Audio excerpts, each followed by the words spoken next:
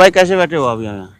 देखिए भाई, किसान आंदोलन जब से शुरुआत से शुरू हुआ और आज तक इसमें कई उतार चढ़ाव आए। कभी ऊपर भी गया आंदोलन, कभी नीचे भी आया।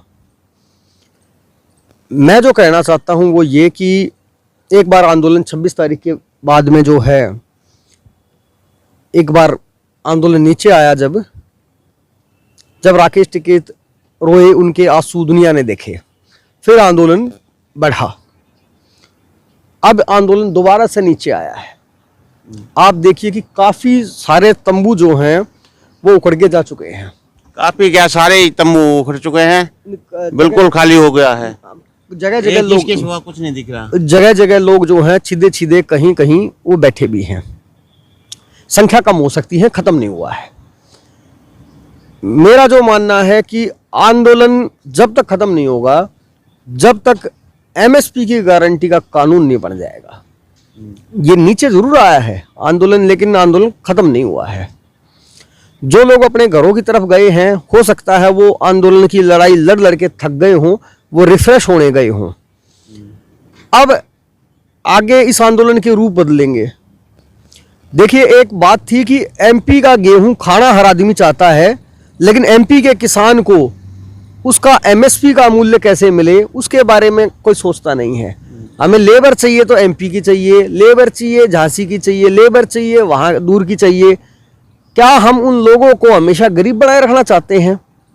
अगर हम उनसे व्यक्तिगत तौर पर बात करते हैं तो वो ये बताते हैं कि हम 10 बीघे के जमींदार हैं, 20 के हैं, 15 बीघे के जमींदार हैं, और वो यहाँ आके कंस्ट्रक्शन वर्क कर रहे हैं, यहाँ आकर के वो धान की रोपाई कर रहे हैं, यहाँ आकर वो लेबर वर्क कर रहे हैं। अगर हमने उनके हितों की बात आज नहीं करी तो सारा देश हमारे ऊपर थूकेगा।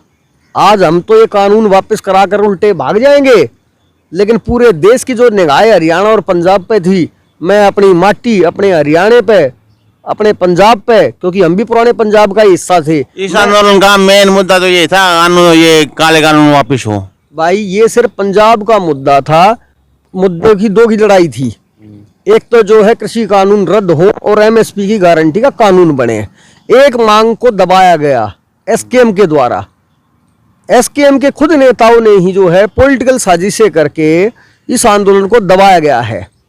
अच्छा, एक बात बताइए कि जो 5 मेंबरी कमेटी बनी, उसकी ना प्रधानमंत्री से मीटिंग हुई, ना उसकी राष्ट्रपति से मीटिंग हुई, ना उसकी कृषि मंत्री से मीटिंग हुई। उनकी मीटिंग हुई किसके साथ में? घर बैठे लेटर आ गया, और उस लेटर में आपने उसको ध्यान से पढ़ना, उस लेटर में इतनी वो है कि सरकार तो उसमें कमेटी की बात कर रही है, कानून का तो कहीं जिक्र ही नहीं है। मेरा मेन मकसद ये है कि जो और स्टेट हमारे ऊपर नजर गड़ाए हुए थे कि वो हमारे भाई लड़ रहे हैं, अब 1000 किलोमीटर बैठा हुआ किसान जो है, रेल के माध्यम बंद कर दिए सरकार ने कोविड के नाम पे, तो वो तो यहाँ पहुंच ही नहीं पाया। वो अपनी आवाज कैसे उठा पाएगा? उन्होंने अपने राज्यों में बहुत कोशिश करी है। मध्य प्रदेश में योगेश साहू मेरे परम आदरणीय मित्र हैं, हमारे बड़े भाई हैं, हमारे गुरु हैं। उनसे मैं हर चीज को डिस्कस करता हूं। वो भी ये कहते हैं कि आंदोलन के लोग दिल्ली तो पहुंचे ही नहीं है। उन्हें दिल्ली ना आने के लिए किसान नेताओं ने, जो ये 40 की अगवा जो कमेटी थी, इन्होंने उनके साथ में धोखा कर दिया, क्योंकि उनको दिल्ली तक नहीं आने दिया। कुछ तो सरकार ने अवरोध पैदा कर रखे थे, बॉर्डर सील कर रखे थे, रेल बंद कर रखी थी। तो वो आदमी आएगा कैसे? बिहार का, छत्तीसगढ़ का, झारखंड का, केरल का, कर्नाटका का, उड़ीसा का, आंध्रा का, वो किसान तो दिल्ली पहुंचा ही नहीं। फिलहाल तो क्या है, आंदोलन खत्म हो चुका है। आंदोलन तो आप नहीं, आंदोलन कुछ बैठे हैं तो इससे क्या होगा? क्या आंदोलन खत्म नहीं हुआ।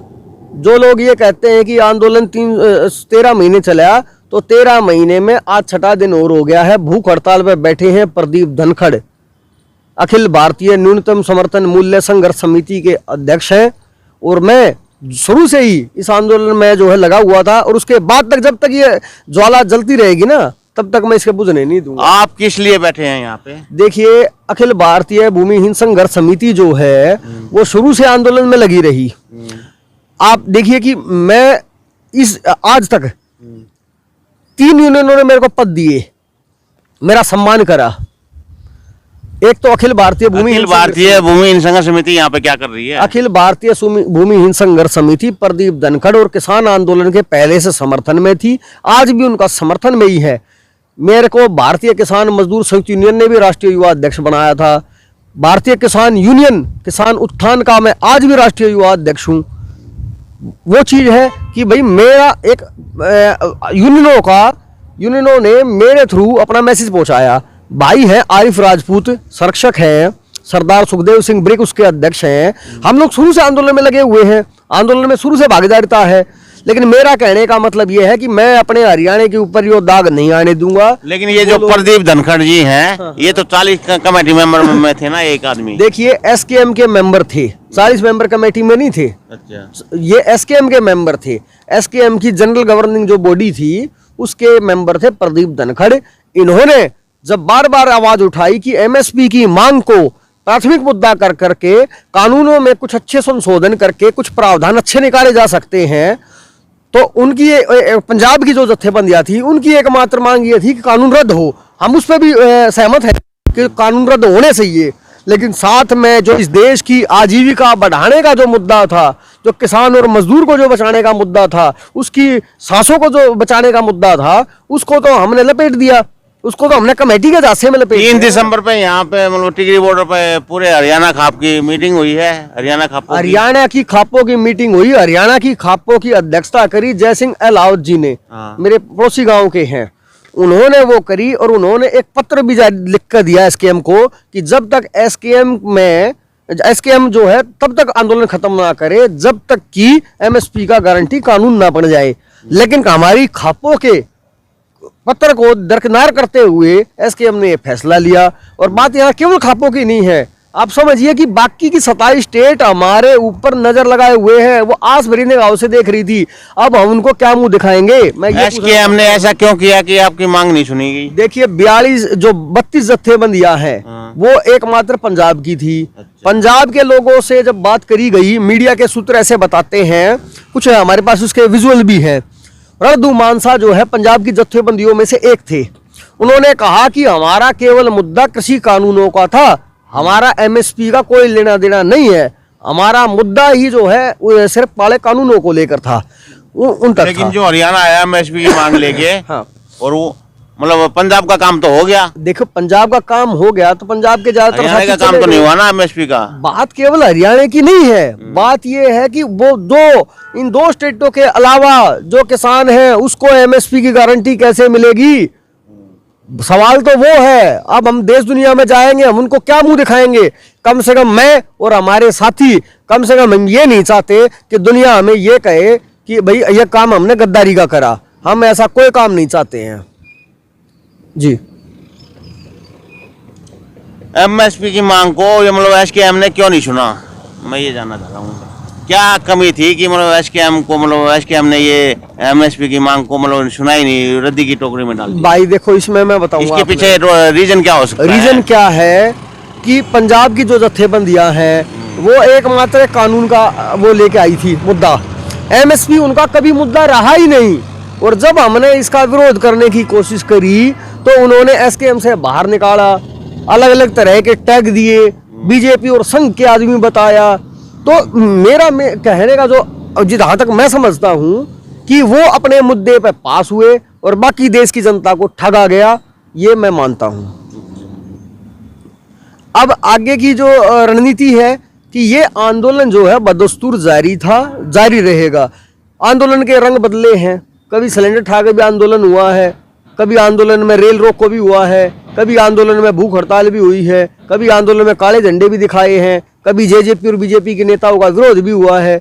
लेकिन आंदोलन के स्वरूप बदले हैं, आंदोलन खत्म नहीं हुआ है। और यो आंदोलन जब तक चलता रहेगा जब तक कि गारंटी का कानून नहीं बन जाता जी। अब ये लास्ट जो आपकी ये जो टेंट है, हाँ। इसमें जो बैठे हैं प्रदीप धनखड़ जी हैं, अब इनकी आखिरी मांग क्या है कि मतलब ये चीज और दी जाए? एमएसपी की गारंटी का कानून मिलना चाहिए। ठीक है। जो भूमिहीन है, जिनको सरकार द्वारा आवंटित भूमि दी गई है, उनको उनका मालिकाना हक देना चाहिए। ठीक है। शहीद जो हैं, अब पंजाब के जो किसान शहीद हुए उन किसानों को सरकारी नौकरी का भी प्रावधान किया है। तो हरियाणा में और अन्य स्टेटों के जो शहीद हुए हैं उनका क्या होगा? उनको सरकारी नौकरी क्यों नहीं है? एक शहीद स्मारक के लिए जगह क्यों नहीं मिली है?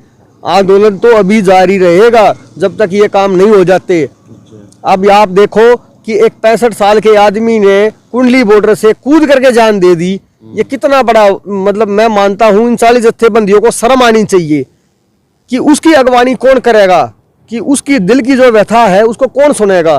तुम तो अपने घर चले गए, जब अपने घर से आए थे तो तुम्हारे इतने आर्थिक ब्योत नहीं थे, और इस आंदोलन में लोग वो भी आए थे जो अपने घरों से भरे हुए आए थे और आज यहाँ कंगाल होकर बैठे हुए हैं। कहीं ना कहीं हरियाणा ठगा हुआ महसूस कर रहा है, उनकी कोई मांग नहीं। पूरा देश का बुद्धिजीवी वर्ग आज ये पूछ रहा है कि आंदोलन से लेके क्या जा रहे हो, वहां जाके क्या मुंह दिखाओगे? इतने किसानों की शहादतों के बाद दुनिया का एकमात्र ये वो मैच है जिसमें दोनों खिलाड़ी जीते हैं।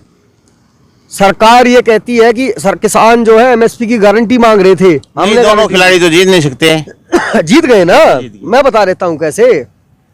अगर हम किसानों से पूछते हैं कि आपकी जीत कैसे हुई, तो वो ये कहते हैं कि सरकार काले कानून दे रही थी, वो हमने नहीं लिए। और सरकार से जब पूछते हैं कि सरकार कैसे जीती, तो सरकार ये कहती है कि किसान एमएसपी की गारंटी या कानून मांग रहे थे, वो हमने नहीं दी। तो मामला टाई अप पे नहीं हुआ, मामला जो है दोनों जीत गए हैं। और इसमें देखा जाए दूरगामी, तो इसमें किसानों के साथ इतना बड़ा धोखा हो गया। कुछ संकेत ऐसे मिल रहे हैं कि कुछ किसान नेता जो है ना, मतलब इस सरकार से मिले हुए थे। देखिए, इसका मैं खेल खोल देता हूं। खेल ये है कि युद्धवीर सहरावत जो हैं वो भारतीय किसान यूनियन टिकैत के भी महासचिव हैं, जाट महासभा के भी वो हैं। 2016 में जो जाट आरक्षण हुआ उसमें भी वो अपनी भूमिका निभा रहे हैं। तो मेरा जो कहने का तात्पर्य ये है, जाट आंदोलन के तो कोई भी केस वापस नहीं हुआ, ये कैसे हो जाएंगे? तो फिर इसके ऊपर भरोसा क्यों कराया गया? वो कमेटी में ऐसा चेहरा क्यों बनाए गए कि ऐसी क्या मजबूरी थी? इस गेम के पीछे राकेश टिकैत है, आप समझ लेना मेरी बात को। गेम के पीछे राकेश टिकैत है। हरियाणा वालों की नजर थी इसके ऊपर कि अगर अब की बार कुछ जैसे यशपाल मलिक को धोखा करके गया है, अगर वो कर जाता तो जो है, अगर वो खुद ये आगे आ जाता राकेश टिकैत, तो जो है इसकी बदनामी होनी थी। इसलिए इसने युद्धवीर सहरावत को अपना मोहरा बनाया। इसमें जो है गुरनाम चढ़ूनी और ये सब लोग जो भी हैं, अब इन लोगों को हम ज्यादा से ज्यादा ये कोशिश कर रहे हैं कि मतलब कि हमारी लड़ाई तो एसकेएम और चलो ठीक है, मैं एक मुद्दे को बताता हूँ। किसान आंदोलन में 1 साल तक मतलब ये मजदूर लोग भी बैठे रहे, मजदूरों ने पूरा सहयोग किया। ठीक है। और मजदूरों का पूरा सहयोग रहा। अखिल भारतीय भूमि संघर्ष समिति ऐसा है कि आप बैठे रहे, लेकिन मजदूरों को मिला क्या? देखो, मैं आपको इनके साथ तो धोखा हुआ ना, सरासर धोखा। इनका तो यूज किया गया, फेंक दिया गया। सिर्फ इस्तेमाल होता है, आदमी सिर्फ इस्तेमाल होता है। जब तक हम इन नेताओं के झंडे उठाने नहीं छोड़ेंगे तब तक जो है, देखिए मैं आपको एक फोटो दिखा देता हूँ। योगी, ये जो है योगी आदित्यनाथ को राकेश टिकैत के रिश्तेदार पगड़ी बांध रहे हैं। अच्छा, तो वो किस खुशी में बांध रहे हैं? या इतने लोग जो शहादत हो गई जिन किसानों की, या उनकी मौत का जश्न मनाया जा रहा है? मैं ये पूछ रहा हूँ। 5 लाख रुपए कोई रेल दुर्घटना में नहीं मरे हैं, ये शहादत में मरे हैं। 5 लाख रुपए में क्या लाशें बेच कर जा रहे हो गए यहाँ से उनकी? मैं ये पूछना चाह रहा हूँ उनसे। वो शहीद है, उनको शहीद का दर्जा दो। 5 लाख रुपए किसको मिले हैं? 5 लाख रुपए का आश्वासन कहा गया है। आश्वासन है, वो मिले नहीं है। हाँ, वो मिलने भी नहीं है। अगर ये 40 सौ रहे तो मिलने भी नहीं है। इसलिए इस बात को मान लो कि आंदोलन को ठगा गया है। और जब भी कोई विरोध की बात करता है, ठगा गया है या बेचा गया है? नहीं, किसान को ठगा गया है और नेताओं ने बेच दिया आंदोलन। और मैं तो इस बात को हमेशा ये कहता हूँ, रात के अंधेरे में बेचा गया, ऐसे कुछ रात के अंधेरे में, काले अंधेरे में काले चोरा ने आंदोलन बेच दिया और अपने थैले भर लिए, अपने झोले भर लिए इन्होंने। सरासर ऐसा वो फार्मूला कौन से किसान नेता के पास है कि आंदोलन में आंदोलन में कुत्तियां मिल गई। हाँ, वो कुत्तियां मिल गई, चोर आता है, एक कहावत है। उसमें क्या है कि आंदोलन में जो लोग आए उस टाइम में वो टूटी गाड़ियां, टूटी चप्पल के साथ, फटे पजामे के साथ आए थे। आज वो नेता करोड़पति होके जा रहे हैं, तो आंदोलन धंधा थोड़ी है। ये आंदोलन इतना बड़ा बिजनेस तो है नहीं। आंदोलन तो समर्पण की चीज है। आंदोलन में जो समर्पण करेगा वो तो कुछ दे के जाएगा। को लेके थोड़ी जाएगा कि जब आप आंदोलन में आते हो। आंदोलन में बहुत साजिशें हुई, जैसे कि मतलब डीएम सिंह शुरू में बैठे हुए थे, इनको निकाला गया। इनको कैसे न कैसे दरकिनार किया गया। देखिए मैं आपको डीएम सिंह को भी निकाला गया, दूसरे नेताओं को भी निकाला गया, फिर उस पर कब्जा किया गया अपना, फिर उसको बेचा गया। देखिए ऐसा है, सरकार ये आदमी, मैं कहना क्या चाह रहा हूँ, सरकार ने प्रोजेक्ट किया इसको राकेश टिकैत को, गुरनाम चौधरी और इन बाकी और जो छोटे मोटे नेता है, इन सब को तो कुछ आप सीधा ये कह रहे हैं कि मतलब राकेश टिकैत मतलब सरकार का आदमी था। राकेश टिकैत सरकार की तरफ से खेलने वाला खिलाड़ी था। सरकार ही उसको खिला रही थी। एक आदमी के जब सबके फोनों के डाटा भी बंद कर दिए गए, नेट भी बंद कर दिया गया, और एक आदमी को नेट बंद करके पूरे दिन रात 24 घंटे जो टीवी पे दिखाया गया है, आप और तो कोई नेता नहीं दिखाया गया, एकमात्र क्यों दिखाया गया? क्या आप उम्मीद रखते हो नेशनल हाईवे के जो ठेके दिए गए आंदोलन के चलते मैं सरकार का विरोध करूंगा और सरकार मुझे ठेके दे देगी क्या? हरियाणा के टोल टैक्स सारे बंद रहे, यूपी के क्यों नहीं रहे? तो यूपी के वो तो जनता देखेगी ना, वो तो जनता देखो ना। इन्होंने पूरी प्रॉपर अपनी सेटिंग कर रखी थी कि हम जो है उत्तर प्रदेश में, योगी बाबा का बुलडोजर खड़ा था वहाँ, योगी बाबा ने कह दिया था कि भैया बुलडोजर चला दूंगा। टोल टैक्स के ठेकेदार तो मतलब ये राकेश टिकैत के ही कुछ बता रहे थे। देखो इनका भी जो है अंदरूनी कनेक्शन इनका भी मिलेगा। आप ये समझिए, अगर उत्तर प्रदेश के टोल फ्री हो जाते, उत्तर प्रदेश देश का सबसे बड़े राज्यों में है, वो राज्यों में अगर प्रभाव पड़ता, तो मैं ये कहना चाहता हूँ आपको कि जैसे ही टोल टैक्स बंद होते, टोल टैक्सों पे फ्री होते, फिर तो ये आंदोलन 6 महीने नहीं चल पाता। क्यों नहीं चल पाता?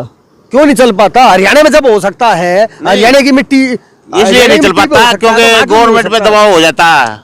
तो एक बड़े राज्य का टैक्स बंद होने के बाद ऐसा है, सरकार अभी ये टैक्स हमारे में तो वसूल करेगी। सरकार के पास क्या वो है? अभी मैं आपको एक नई बात बता रहा हूँ, अभी कोरोना ये जो नया वायरस का नया स्ट्रेन आया है, उसके नाम पे अभी किसानों को घर भेज दिया है, उसके नाम पे लॉकडाउन लगा देगी सरकार, और इधर उधर से इन नेताओं को कह दिया गया है या तो जेल जाओ या थैला उठाओ। इन्होंने थैला उठाने में अपनी बहादुरी समझी और किसानों को बेवकूफ बना दिया। कल हमें सूचना मिल रही थी टोल टैक्स जो था उसके रेट भी बढ़ा दिए हैं, डबल कर दिए हैं। ऐसा वो तो बढ़ देंगे भाई, और वो कड़े से काट देगी, वही ना, मैं तो काट देगी। अगर यो आंदोलन हम जीत कर जाते, ये जीत मत कहो आप इसे, ये जीत नहीं है, ये आपके साथ धोखा है, छलावा है, आपको बहकाया जा रहा है। तो मैं ये कहना चाहता हूं कि जिन भी यूनियनों के का मैं प्रतिनिधि हूं, उनमें से एक अखिल भारतीय भूमिहीन संघर्ष समिति है, उसकी तरफ से मैं आपको दावा करता हूं कि हम आंदोलन के साथ थे और साथ रहेंगे जब तक आंदोलन चलेगा। जब तक एक आदमी भी किसी भी बॉर्डर पे बैठा रहेगा तो उसको जो है हम तब तक हमारा समर्थन रहेगा। इधर से माननीय आरिफ राजपूत ने भी कहा कि हमारी तरफ से आप जो है आश्वासन वहां दें, और बल्कि 1 से 2 दिन में अपना खुद व्यक्तिगत आकर के समर्थन वो देने वाले हैं। राजवीर सिंह मुंडेत परसों आए थे यहाँ, प्रदीप धनखड़ को स्वागत करके गए हैं। रमेश दलाल यहाँ अपना समर्थन जो है प्रदीप धनखड़ को दे के गए हैं, और हम तो इनके हमेशा साथ ही रहेंगे जी। चलो जी, धन्यवाद।